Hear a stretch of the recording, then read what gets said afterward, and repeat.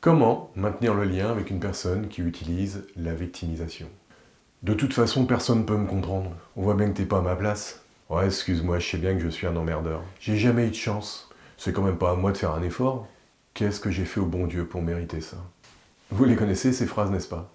Il en existe tout un florilège qu'utilisent à volonté, selon les circonstances, les personnes qui excellent dans la posture de victime. Ce sont souvent des profils de personnes blessées par la vie, mais avec un ego fort, qui utilisent plus ou moins consciemment la victimisation comme mécanisme de défense face à une situation anxiogène qu'elles n'arrivent pas à gérer. C'est hélas un moment assez désagréable pour l'entourage qui doit subir les jérémiades en se sentant impuissant à aider, car tout ce qui peut être dit ou fait reste inaudible par la victime. Bonjour à tous, je suis Didier Simoneau, je suis psychopraticien. J'accompagne les personnes qui souhaitent se connaître, en finir avec leurs démons intérieurs, leurs souffrances, et qui souhaitent aussi laisser leur âme guider leur vie plutôt que de se laisser diriger par leur mental et leur ego. Rappelons-nous de ce principe. Quand on se trouve dans une situation indésirable où on estime que ça ne va pas bien dans sa vie, il ne s'offre à nous que, en réalité, 3 alternatives, qui sont responsables et créatrices de changement, mais qui ne peuvent partir que de l'intérieur. Accepter, améliorer ou quitter.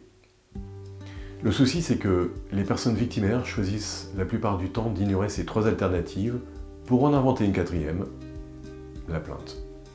Pourquoi? Parce que leur blessure est tellement grande qu'elles sont dans l'incapacité de se prendre en main, elles se déresponsabilisent, parce que l'unique responsable de leur état, selon elles, vient de l'extérieur, donc elles se placent dans le rôle de la victime et choisissent de subir parce qu'il y a un mécanisme de défense plus ou moins conscient qui dit à l'intérieur d'elles « c'est trop difficile d'agir, j'en ai pas la possibilité, je suis fatigué de me battre, puisque ce sont les autres qui sont responsables de ce que je vis, ben moi, j'ai rien à faire. » Ou alors, c'est pas à moi de faire quoi que ce soit. La raison de leur malheur est donc maintenue à l'extérieur sans pouvoir faire un retour vers leur propre intériorité. Certaines de ces personnes ne veulent ou ne peuvent pas se remettre en question pour X raisons qui appartiennent à leur histoire personnelle et on ne va pas les juger ici. Ou bien, elles ne veulent carrément pas évoluer, elles veulent juste se plaindre. C'est aussi un moyen pour elles de prendre un certain pouvoir sur l'autre. Et encore une fois, il ne s'agit pas de juger, mais de comprendre ce qui se joue.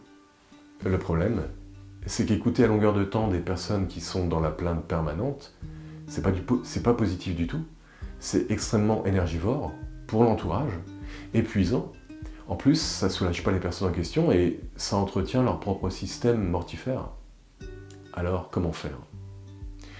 Eh bien, je vous propose ici 6 postures pour maintenir la relation avec cette personne. 1. Déjà commencer par se protéger soi-même, en se plaçant en premier lieu dans une bulle protectrice et s'efforcer de se maintenir dans une énergie haute. Vous imaginez une bulle de lumière protectrice qui vous enveloppe complètement, mais qui permet malgré tout le lien avec l'autre. 2. Pensez à cette personne en matière positive et exprimez-le. Par exemple, vous pouvez dire « Je te souhaite le meilleur pour la suite. Je suis persuadé que tu vas t'en sortir. » 3. Extraire des aspects positifs de la situation que la personne vit. Mettez en avant les bénéfices secondaires. Il est possible que les personnes ne les entendent pas, mais ça peut faire son chemin plus tard et vous n'aurez pas encouragé la stratégie de la plainte. 4.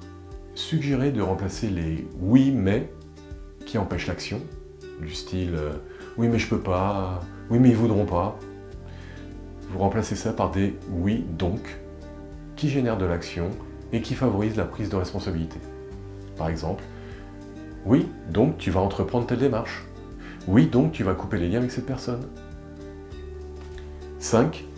Lui faire remarquer qu'elle est bien plus grande que son problème, que ce qu'elle est réellement ne peut se résumer uniquement à celui-ci, qu'elle est bien plus vaste que ça, c'est simplement une facette d'elle-même et qu'elle peut s'appuyer sur sa force intérieure, que vous reconnaissez.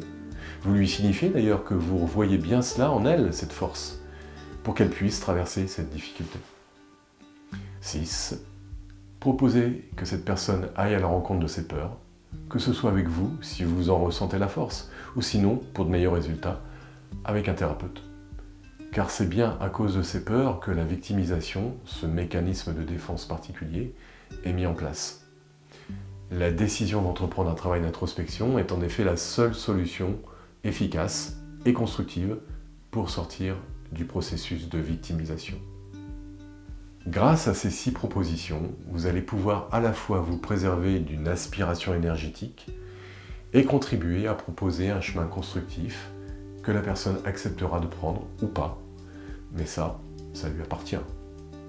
Si tout cela résonne en vous, n'hésitez pas à soutenir cette vidéo, à partager, à liker, et bien sûr, si vous voulez aller plus loin, vous avez toutes les informations dans la description pour me contacter. Prenez soin de vous.